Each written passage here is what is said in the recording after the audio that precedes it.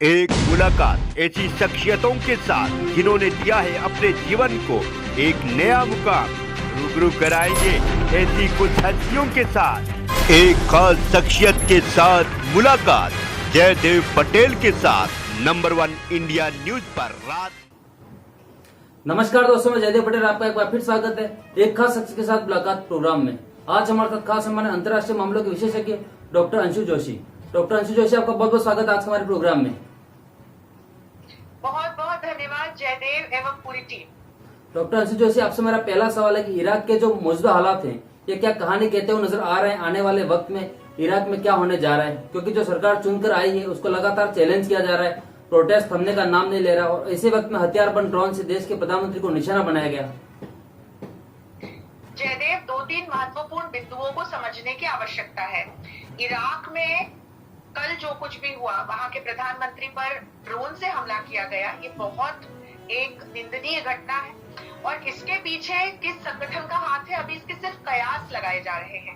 क्योंकि उनका जहां निवास स्थल स्थित है वहां ग्रीन जोन के बाहर ईरान समर्थक शिया मिलिटेंट्स जो हैं वो हाल ही में हुए चुनावों के नतीजों का विरोध कर रहे थे, क्योंकि उन्हें बहुत बुरी हार का सामना करना पड़ा इराक।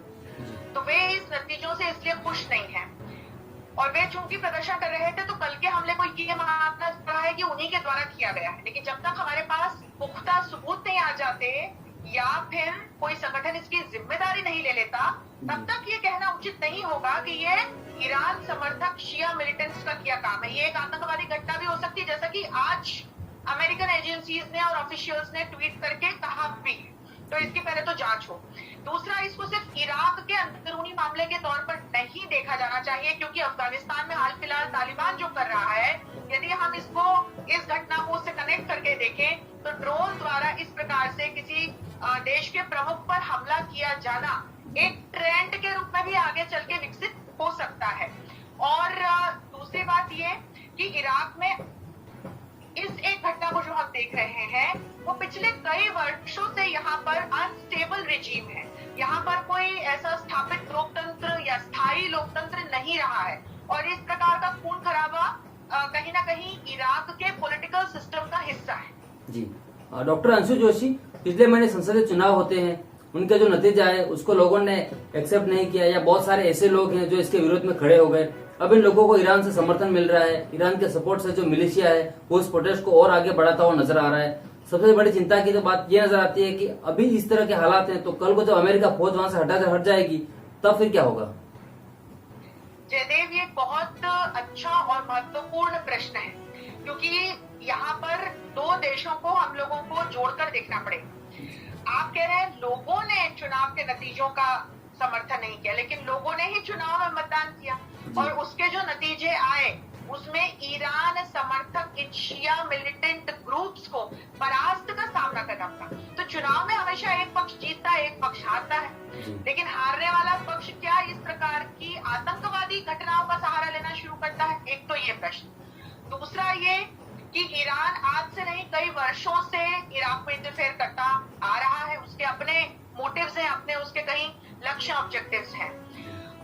अब यहाँ पर अमेरिका ने सद्दाम हुसैन के बाद से ही लोकतंत्र की बहाली के काफी प्रयास किए हैं, लेकिन पिछले कई वर्षों से हम देख रहे हैं कि यहाँ पर लोकतांत्रिक व्यवस्था होते हुए भी उसे हम एक स्थायी या उसे हम एक समग्र लोकतांत्रिक व्यवस्था नहीं कह सकते हैं। तो ये तो हुई इराक के अंदर की बात।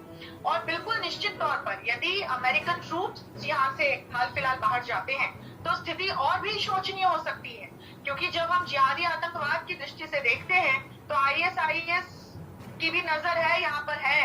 और दूसरी महत्वपूर्ण बात ये कि ये शिया और सुन्नी विवाद है, तो कहीं ना कहीं इस्लामिक सरकार की स्थापना के बावजूद अब कौन ज्यादा मुसलमान है, कौन कम मुसलमान है, कौन बेहतर मुसलमान है, कौन कम बेहतर मुसलमान है, इसको लेकर के इस प्रकार की घटनाएं हो सकती हैं। तो निश्चित तौर पर ये पूरे विश्व की शांति और सुरक्षा की दृष्टि से एक प्रश्न चिन्ह तो यहाँ पर आ ही जाता है। डॉक्टर अंशु जोशी, आपसे मेरा क्लोजिंग क्वेश्चन है कि भारत में भी हमने देखा कि कश्मीर में आतंकवादियों के जरिए ड्रोन का इस्तेमाल करना इराक में भी हो रहा है, तो क्या है ड्रोन अटैक एक बहुत बड़ी समस्या नहीं बन गया पूरी दुनिया के लिए अभी इस समय? जयदेव, न सिर्फ ड्रोन बल्कि हर वो नई तकनीक तकनीक जिसका उपयोग आतंकवादी संगठन करते हैं उन पर कहीं ना कहीं दृष्टि रखना और लगाम कसना बहुत महत्वपूर्ण है।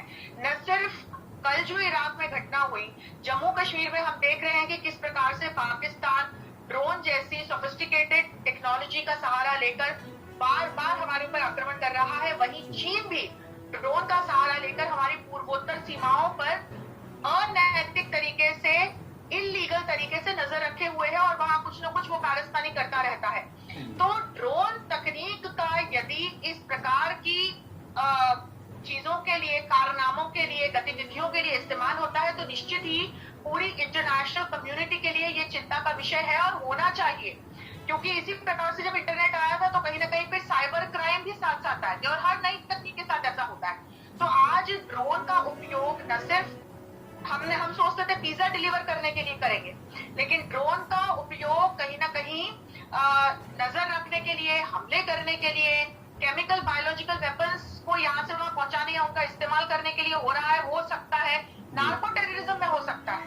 तो इसलिए इस पर लगाम कसने के लिए पूरी इंटरनेशनल कम्युनिटी को पॉलिसी लेवल पर कुछ न कुछ सोचना ही होगा। क्योंकि आपने बिल्कुल सही बात बोली कि ये ड्रोन तकनीक जो है वो हमारी सिरदर्द का कारण बन सकती है। जी, डॉक्टर अंशु जोशी, आपने समय दिया उसके लिए आपको बहुत बहुत धन्यवाद।